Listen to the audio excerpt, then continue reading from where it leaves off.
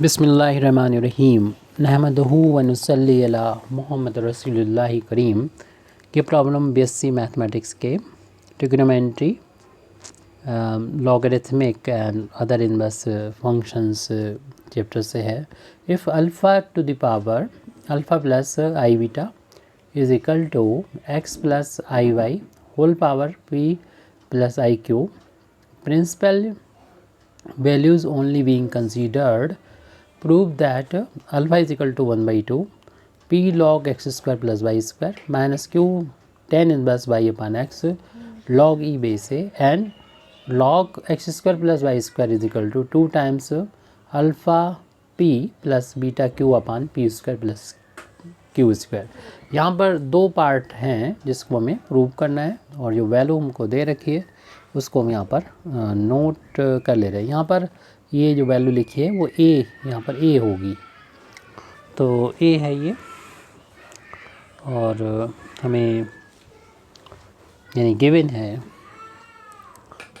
उसको हम यहाँ पर लिख देते हैं। Given a to the power alpha plus i beta is equal to x plus i y की power p plus i cube. अब दोनों साइड यहाँ पर हम लॉग को अप्लाई कर देंगे, तो log of a to the power alpha plus i beta is equal to log of x plus i y whole power p plus i q. Log इसलिए लिया है हमने यहाँ पर ताकि ये पावर है वो आगे मल्टीप्लाई कर जाए, लॉग की जो प्रॉपर्टी होती है उसका यूज़ किया हम करेंगे। यानी log m to the power n होता है तो n जो पावर है वो आगे मल्टीप्लाई कर जाएगी लॉग m। इस फार्मूले का हम यहाँ पर यूज़ करेंगे, ये पावर जो होगी वो आगे मल्टीप्लाई कर जाएगी यानी p प्लस आई क्यू और ये वैल्यू हो जाएगी log of x plus i Y.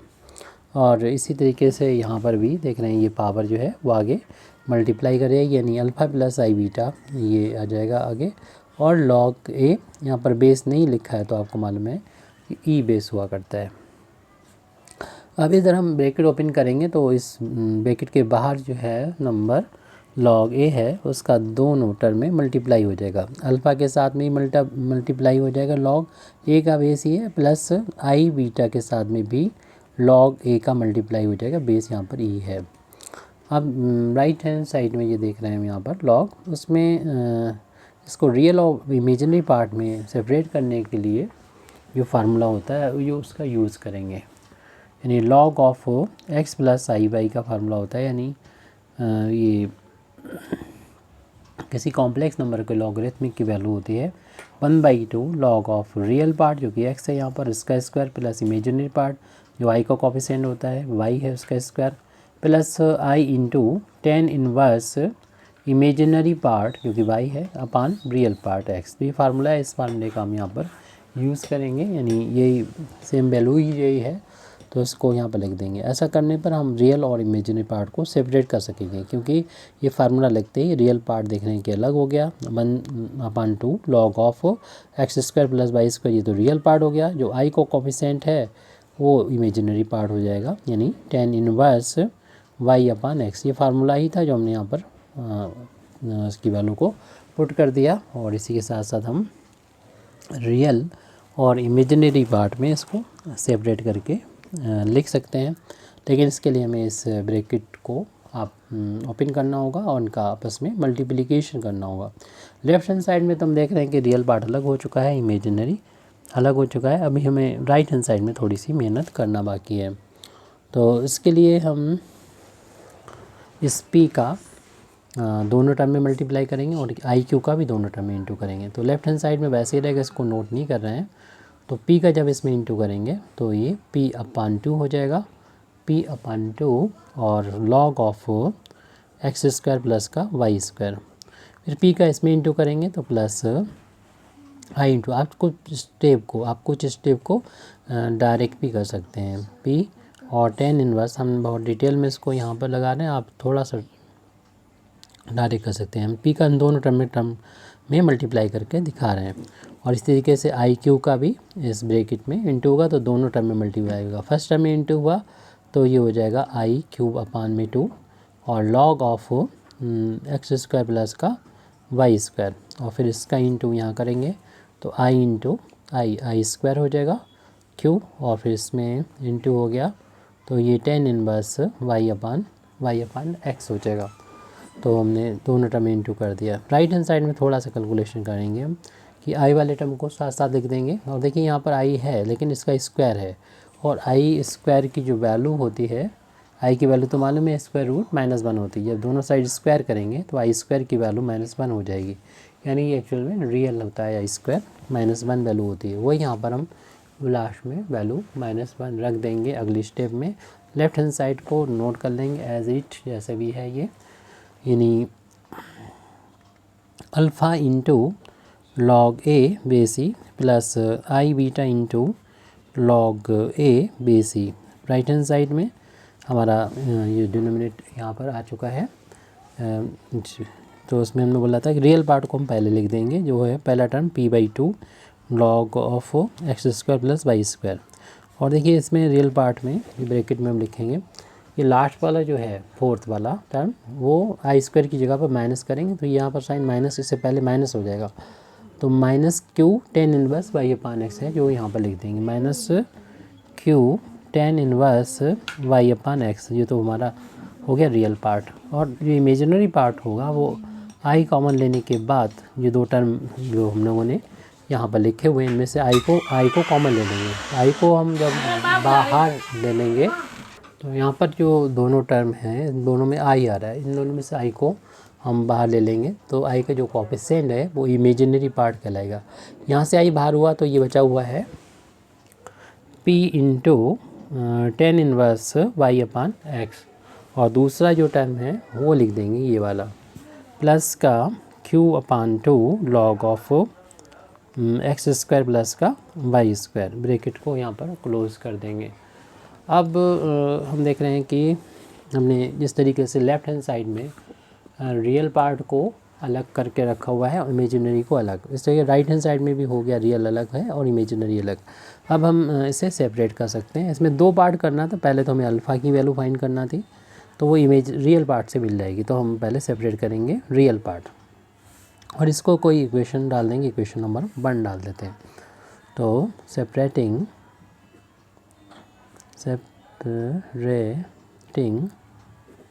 Real parts from both sides of equation 1 के दोनों साइड में रियल पार्ट है, इसमें रियल पार्ट है, इसमें आई नहीं आ रहा ये वैल्यू है alpha into log a base ई, और इस तरफ भी आई वाला पार्ट छोड़ दीजिए, ये बचा हुआ रियल पार्ट है। पहला वाला ब्रैकेट p/2 लॉग ऑफ, इसको बिना ब्रैकेट के लिख रहे हैं, x square plus y square minus q into tan inverse y upon x. अब हमें अल्फ़ा की वैल्यू फाइंड करना है, तो जो भी इसके साथ में उससे डिवाइड कर देंगे। तो अल्फ़ा की वैल्यू के लिए इनको डिवाइड करेंगे, तो बाकी वैल्यू को लिख दो p/2 log of x square plus y square, upon में ये आ जाएगा लॉग ए और बेस यहाँ पर ई, यहाँ पर बेस नहीं लिखा होता, आपको मालूम है ई होता है, माइनस का इसी तरीके से ये q ten inverse y upon x, इसको भी डिवाइड कर देंगे कितने से, लॉग ए बेस ई से। अब आपको मालूम है जैसे कि इधर देखिए दोनों में लॉग है, बेस दोनों का ई है, और अगर हम चाहें इन दोनों को एक ही लॉग में लिखना तो एक फार्मूला है जो हम लिख देंगे अभी बाद में, लेकिन यहाँ पर अप्लाई पहले कर देते हैं। उसमें आपको दोनों में एक बार लॉग लिखना होगा, दोनों का बेस सेम है तो आप जो न्यूमरेटर है उससे तो आप एज इट लिख दीजिए x square plus y square, और जो डिनोमिनेटर में है वो बेस बन जाएगा। अब जो बेस कॉमन था वो हट जाएगा, ये फार्मूला हमने अप्लाई कर दिया, जो हम भी इसको लिख देंगे माइनस, और यहाँ पर एक फार्मूला कि 1 अपान में ये है, ये तो आप ऐसे ही नोट कर लीजिए q ten inverse y upon x, जो 1 अपान में है, जब इसको न्यूमरेटर में ले जाएंगे तो ये जो लॉग में थे वो बेस में चलेंगे, बेस बाय लॉग इंटरचेंज हो जाते हैं, तो लॉग ई हो जाएगा और बेस ए हो जाएगा। तो इसमें भी हमने फार्मूला अप्लाई कर दिया, और ये अल्फ़ा की वैल्यू जो हमसे प्रूव करवा रहे थे वो यहाँ पर आ चुकी है। तो इसे लिखने के बाद यानी 1/2 आप कर लीजिएगा, तो यहाँ पर जो फार्मूले लिखे हैं, अप्लाई किए हैं, वो हम यहाँ पर अलग से लिख के दिखा देते हैं। जैसे कि हमने यहाँ पर फार्मूला अप्लाई किया है, ये वैल्यू आ गई, तो उसके लिए फार्मूला ये था कि log m बेस ए हो और log n बेस ए हो, यानी दोनों का बेस सेम हो। इधर m n है तो आप log लिखेंगे, बेस ख़त्म हो जाएगा ए, उसकी जगह पर m ऊपर लिख दो और ये n जो है वो बेस में आ जाएगा। तो यहाँ पर ये वाला फार्मूला अप्लाई कर दिया। यहाँ पर आपने ये फार्मूला अप्लाई किया है कि 1/में log m/n है। जब इसको हम डिनोमिनेटर में ना लिख के न्यूमरेटर में लिखेंगे तो यो बेस और ये हैं log आपस में इंटरचेंज हो जाएंगे, n आ जाएगा, बेस में m चला जाएगा। तो इसको हम इंटरचेंज कर सकते हैं अगर न्यूमरेटर से डिनोमिनेटर या डिनोमिनेटर से न्यूमरेटर ले जाएंगे। तो दोनों फार्मूले यहाँ पर अप्लाई हो गए। इस तरीके से हमारा ये फर्स्ट जो रिज़ल्ट है वो आ चुका था। फर्स्ट रिज़ल्ट हमने प्रूव कर दिया था।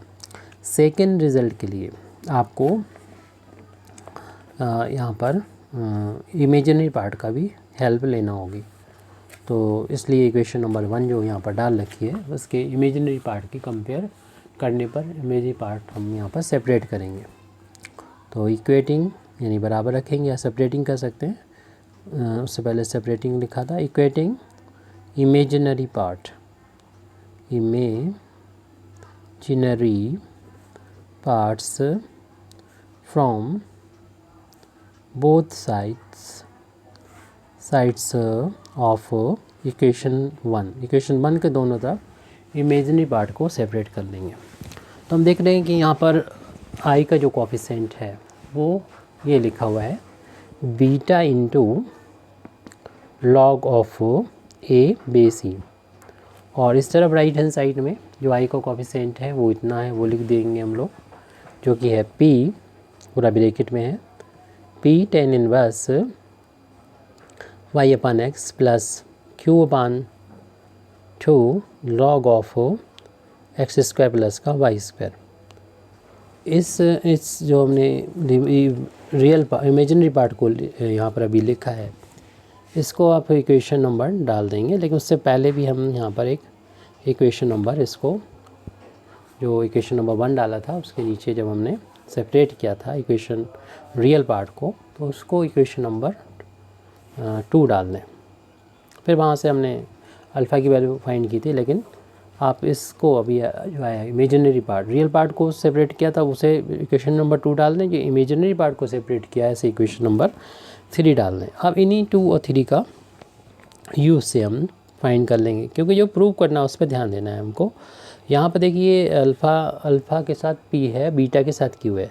तो अल्फ़ा वाले में यानी इक्वेशन नंबर 2 में p से मल्टीप्लाई कर देंगे, इसमें q से मल्टीप्लाई कर देंगे। ये log a तो दोनों में कॉमन है, इसे तो बाहर ले लेंगे। तो फिर हम इसको आगे कर सकते हैं। तो इक्वेशन नंबर, इसी चीज़ को हम लिख दे रहे हैं जो हम करने जा रहे हैं। दोनों इक्वेशन का यूज़ करके हम जो रिज़ल्ट है वो ला सकेंगे, जो हम देख रहे हैं कि प्रूव करना है। तो उसमें ये चीज़ पहले बना देंगे, बाकी तो अपने आप ही बनती जाएंगी, अपने आप बन जाएंगी। तो इन पे फोकस करना है। तो इसके लिए हम इक्वेशन नंबर जो 1 है, तो equation 1 multiplying equation 1 by p and